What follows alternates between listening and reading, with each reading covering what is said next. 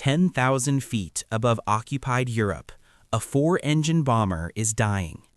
It is February 22nd, 1944. The sky is a cold, hard blue. Below, the snow-dusted fields of Belgium slide past.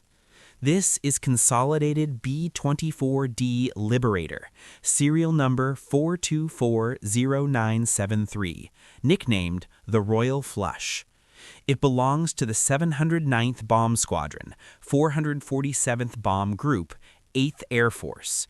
It is coming home from a mission to the heart of Nazi Germany, but home is over 300 miles away, and this bomber has just lost its legs.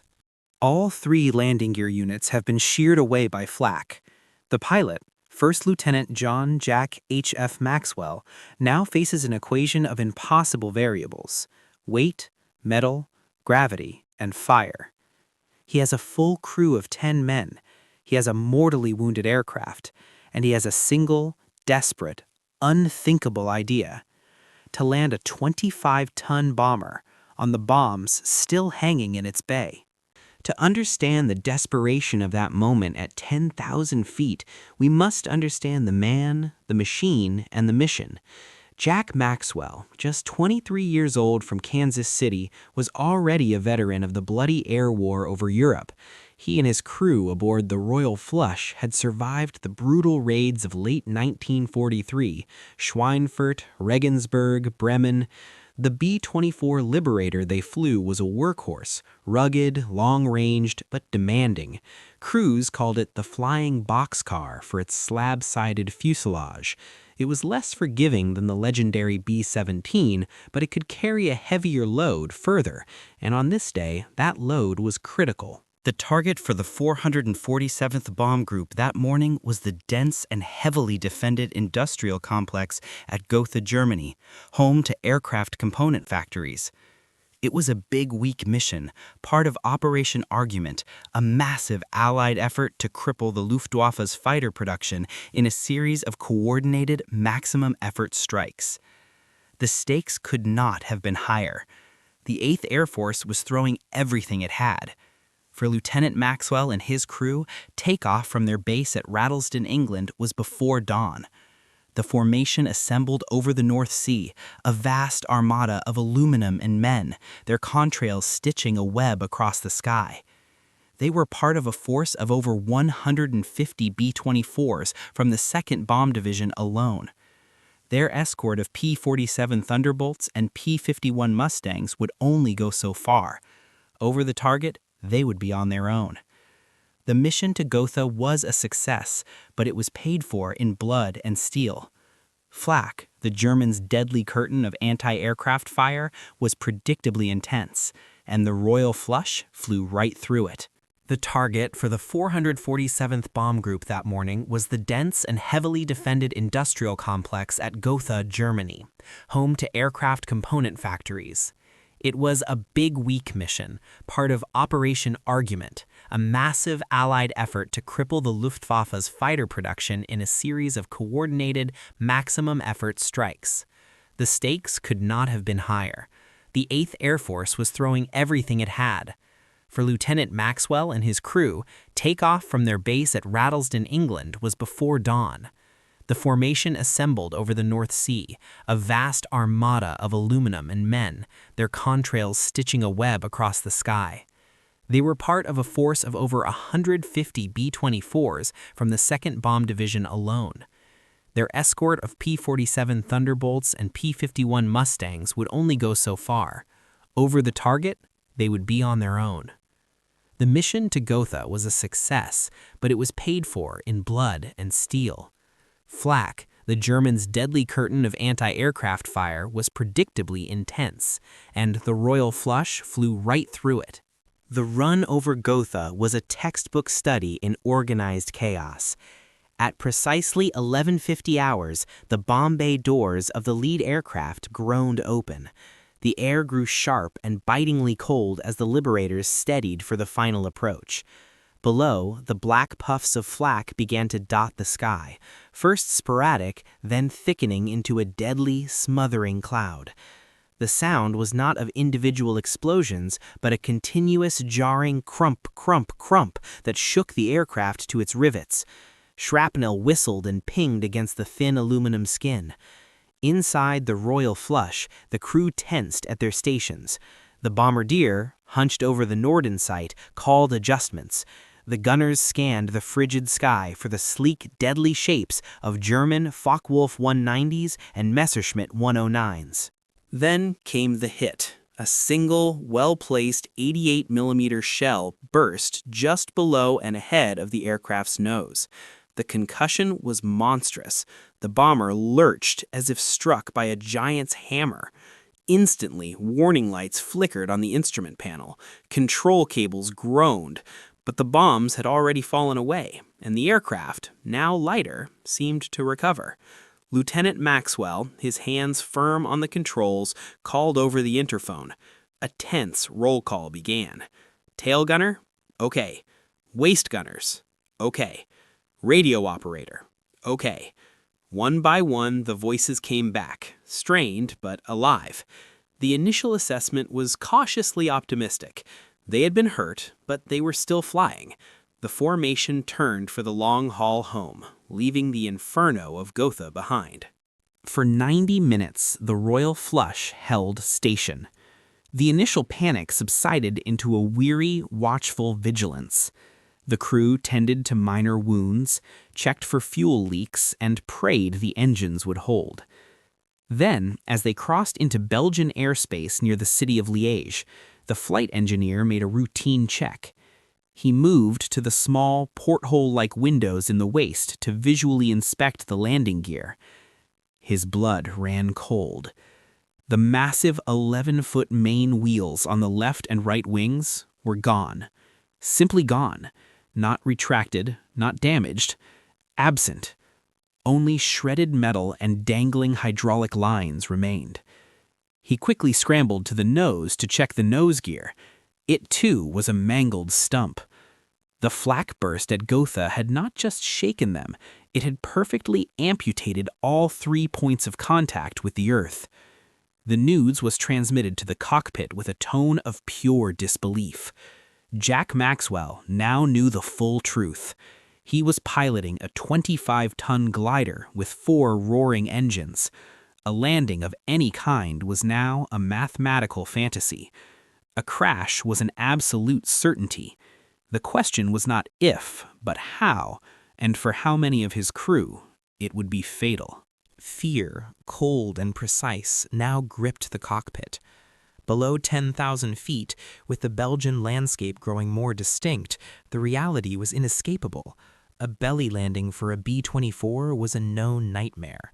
The aircraft's deep, flat-bottomed fuselage would act like a plow, digging into the earth and almost certainly cartwheeling or breaking apart in a storm of fuel, fire, and metal. The ball turret, hanging beneath the belly, would be crushed instantly, killing the gunner. The odds of anyone in the forward or rear sections surviving the violent deceleration and subsequent fire were vanishingly small. Standard procedure in such a dire situation was to order the crew to bail out over friendly or neutral territory.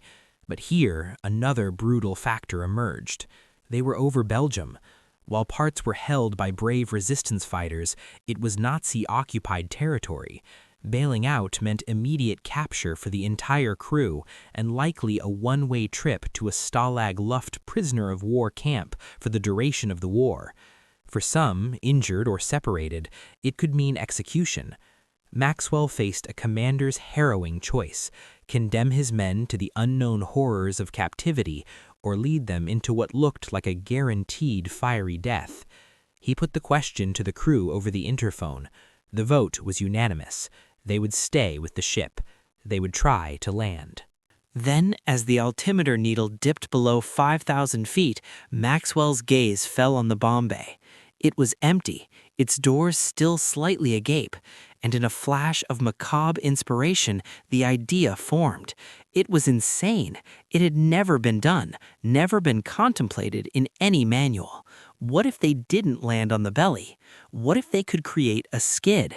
The bomb bay doors, if they could be lowered fully, might provide a shallow, angled surface. But the doors themselves were flimsy, designed for aerodynamics, not impact. They would shred in seconds. He needed something stronger, something to bridge the gap between those open doors and take the grind of the earth. His mind raced back to the shackles, the sturdy, fork-like cradles inside the bay that held the bombs. And then he remembered the practice bombs. For training missions, crews often carried small, solid concrete cylinders weighted to mimic real ordnance. The Royal Flush had not carried them today, but the shackles were there, designed to bear immense weight. If they could lower the doors and somehow use the bomb shackles as the primary contact points, the concept was audacious. He was proposing to land the Liberator on the very apparatus designed to unleash destruction. He explained the idea to the crew. Silence hung on the interphone for a long moment. Then the flight engineer spoke. "It might spread the load, sir. It might just skim." It was a thread of hope, thinner than a fuselage skin. With less than 2,000 feet of altitude remaining, the plan crystallized into a series of frantic, precise actions. This was no longer about flying. It was about engineering a controlled catastrophe. Maxwell selected a field near the small village of Bierset, west of Liège. It was long, relatively flat, and mercifully free of major obstructions. He would make a final, sweeping turn to line up with the furrows. Meanwhile, the crew performed their final, vital tasks. The ball turret gunner was ordered to rotate his turret so the guns pointed straight down, then to climb out into the waist, abandoning his vulnerable position. The rest of the men assumed crash positions, bracing themselves against bulkheads, praying, gripping anything solid. Maxwell's voice was calm, steady, a rock in the rising tide of terror.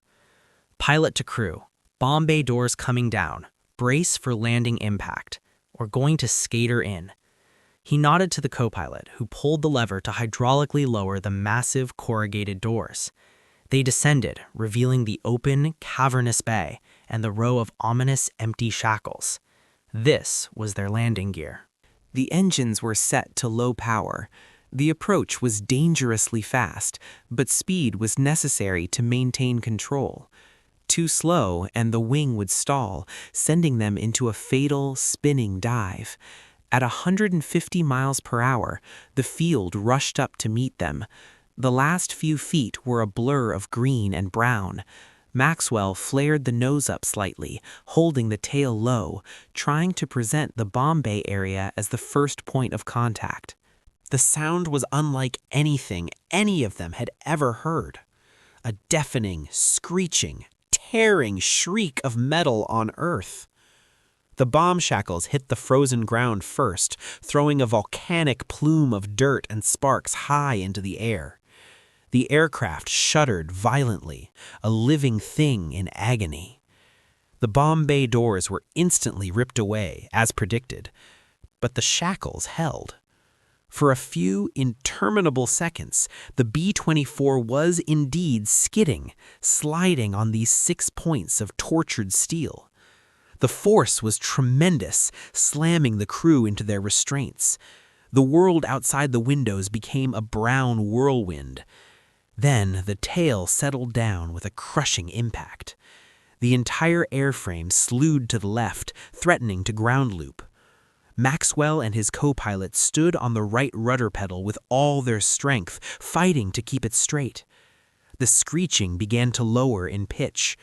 The speed was bleeding off. They were sliding, and then, with a final groaning lurch, they stopped. Silence. A stunning, deafening silence, broken only by the ping of cooling metal and the hiss of escaping steam. No fire, no explosion. The dust settled slowly, revealing a scene of apocalyptic stillness. The B-24 sat in the middle of the field, its belly torn open, its back broken just behind the wing, but its cabin intact. One by one, voices began to crackle on the interphone, dazed, disbelieving. "Everyone okay?" Maxwell asked, his own voice trembling now with the released tension. Miraculously, the roll call came back all positive. Cuts, bruises, a likely broken ankle for the navigator, but they were alive, All 10 men. They had cheated physics, defied procedure, and rewritten the manual in the space of 30 terrifying seconds. They stumbled out of the wreckage into the cold Belgian air, not as prisoners, not as casualties, but as survivors. The story of the Royal Flush did not end in that field. Belgian farmers and resistance fighters rushed to the site, helping the dazed airmen and hiding them from the inevitable German patrols. With their assistance, the entire crew was smuggled out of occupied territory, through the Comet escape line, across the Pyrenees and back to England within months. They had not only survived an impossible landing, they had completely avoided capture. The wreckage of their liberator was studied by both the resistance and later Allied intelligence. The evidence was clear. The bomb shackles were worn down to nubs, the primary points of contact that had spared the fuselage from direct, fatal grinding. For his extraordinary airmanship, exceptional courage, and cool-headed decision-making under circumstances that spelled almost certain disaster, First Lieutenant John H.F. Maxwell was awarded the Distinguished Service Cross, the United States' second-highest award for military valor. His citation reads, in part, for extraordinary heroism, his outstanding flying skill, and valiant devotion to duty in the face of overwhelming odds. His co-pilot and several crew members received Silver Stars and Distinguished Flying Crosses, but the greatest award was the one they gave each other, their lives. The legacy of that landing on bombs is more than a remarkable tale of aerial ingenuity. It is a stark lesson in the absolute limits of machinery and the unbounded potential of the human mind under pressure. It was a decision born not from reckless daring, but from calculated communal courage. Jack Maxwell did not perform a stunt. He engineered a solution when every textbook offered none. He and his crew of the 709th Bomb Squadron turned a certain tragedy into a legend of survival, a single brilliant flash of defiance against the cold, hard laws of probability that governed the deadly skies of World War II. This was just one of countless untold stories from the Second World War.